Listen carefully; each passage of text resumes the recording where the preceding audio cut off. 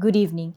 Emphasis on science, technology, engineering and mathematics (STEM) continues to be strengthened as Sarawak's main strategy in producing a highly skilled workforce, opening up more future career opportunities for the locals. Sarawak Premier Datuk Patinggi Tan Sri Dr. Abang Abdul Rahman Zohari Tun Datuk Abang Openg said demand for skilled talent in the field is increasing in line with the state's rapid development and growing adoption of new technologies. According to him, to ensure local graduates remain relevant to the needs of industries, the Sarawak government has introduced the Free Tertiary Education Scheme (FTES). Memanglah khusus tu mungkin susah. Sebabnya kita galakkan anak kita mengambil subjek-subjek yang ada hubung kait dengan STEM.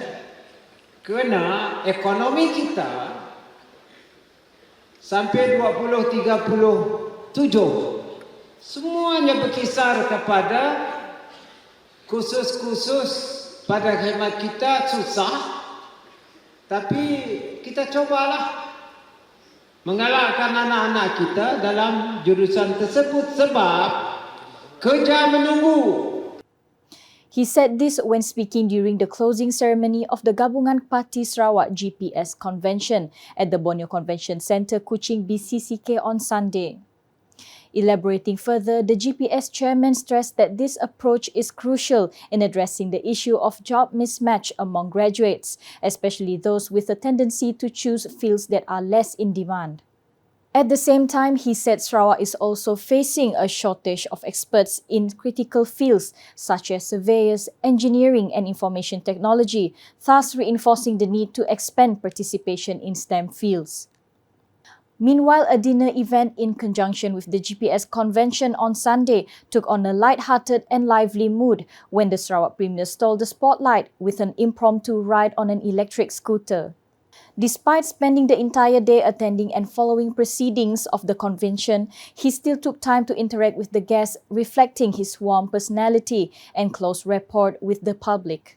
He was seen riding the electric scooter around the VIP seating area, drawing smiles from fellow dignitaries and guests who were delighted by the spontaneous moment.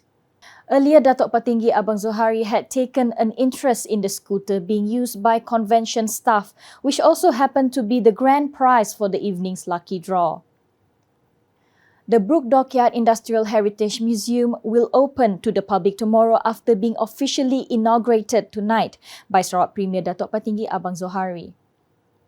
Sarawak Minister for Tourism, Creative Industry and Performing Arts Datuk Sri Abdul Karim Rahman Hamzah said the opening of the museum is expected to become a new attraction in the city, while further strengthening heritage and history-based tourism. Brooke Dockyard Industrial Heritage Museum ini ataupun sebelum ini Brooke Dockyard saja adalah dockyard yang pertama dibangunkan di Borneo dan juga di Malaysia. Ia telah di officiate dalam tahun 1912 oleh semasa era Raja Brooke yang kedua, iaitu Charles Brooke. Telah di officiate pada 31 hari bulan Mei 1912. Boleh kita katakan bahawa ini adalah limbungan kapal yang tertua di Sarawak dan juga di Malaysia yang asalnya menyediakan perkhidmatan untuk kapal-kapal raja sebelum berkembang kepada pembaikan kapal, sokongan minyak dan juga gas serta latihan kejuruteraan dan menjadikan tempat kerja perindustrian pertama. He said this after paying a courtesy call on the Sarawak Premier at the Satria Pertiwi complex on Monday to extend an official invitation for him to officiate the museum's opening ceremony, while also sharing details on the event program and the latest developments involving the Sarawak Museum Department. Datuk Sri Abdul Karim said the museum features various galleries, including original dockyard machinery and exhibitions related to industrial evolution. He added that admission is free for now and the opening will complement existing attractions such as the Borneo Cultures Museum and Sarawak Cultural Village. Sarawak has entered a critical phase in its push towards a more mature level of development 2030, with the next 5 years set to be the key driver of that transformation. Sarawak Deputy Premier Dato' Amar Professor Dr. Sim Koo Hian said the period will be crucial for Sarawak to transition from basic development to more comprehensive progress. So, next 5 years, this Pilihan Raya next 5 years is Sarawak nation building. After 63 years in Malaysia, next 5 years is going to be different. So, next 5 years so critical because we want to be by 2030. He spoke at the GPS convention at BCCK on Sunday. The Sarawak United People's Party SUPP president added that the infrastructure development agenda will continue to be strengthened, particularly in addressing basic issues that still affect some communities. At the same time, he stressed that Sarawak's development focus will be expand beyond infrastructure alone, with emphasis on more inclusive and sustainable progress. Meanwhile, Minister of Tourism, Arts and Culture, Datuk Sri Tiong King Sing, said the government's commitment to strengthening the delivery of essential services continues to be reinforced, with issues involving clean water supply, flooding and drainage systems being prioritized through a comprehensive planning approach covering the short, medium and long term. The president of the Progressive Democratic Party, PDP, said continued efforts are important to ensure the well-being of the people remain safeguarded in line with the government's priority of addressing basic issues on the ground. Sebagai kerajaan yang bertanggungjawab, sir,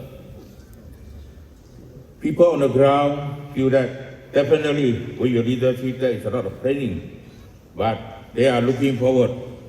We must have short-term and long-term planning because the short-term is very important for the people.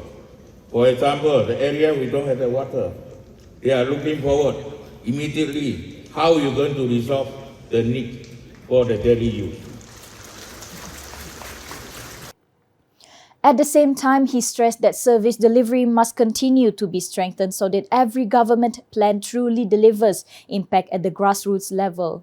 Further commenting, he said clean water supply remains a priority as it directly affects the daily lives of communities and therefore requires continuous and high-impact solutions.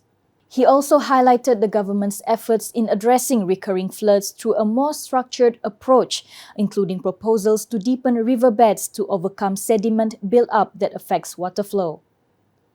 On another matter, Datuk Sri Tiong King Sing stressed that unity and the spirit of cooperation among component parties are the key foundations of Gabungan Parti Sarawak in ensuring political stability and the continuity of the state's development.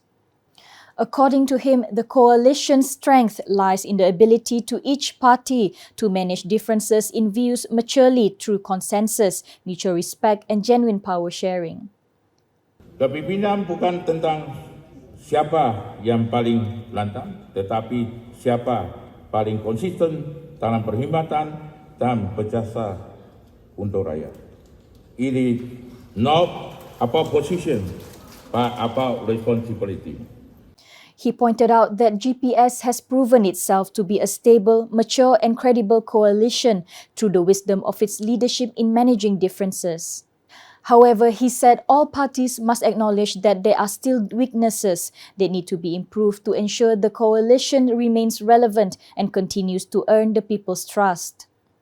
He added that the public placed high hopes on the leadership of the Sarawak Premier in ensuring their basic needs continue to be safeguarded and disaster risks are addressed comprehensively.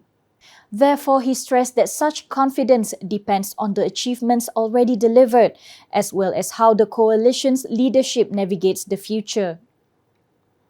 And that's the English edition with me, Melinda Peter. More news can be found on official portal ukas.sarawak.gov.my and social media platforms including Facebook and YouTube. We end the news with highlights from the Gabungan Parti Sarawak GPS convention, which took place at the Borneo Convention Centre, Kuching on Sunday. #Saluran Informasi Rakyat. Have a good night.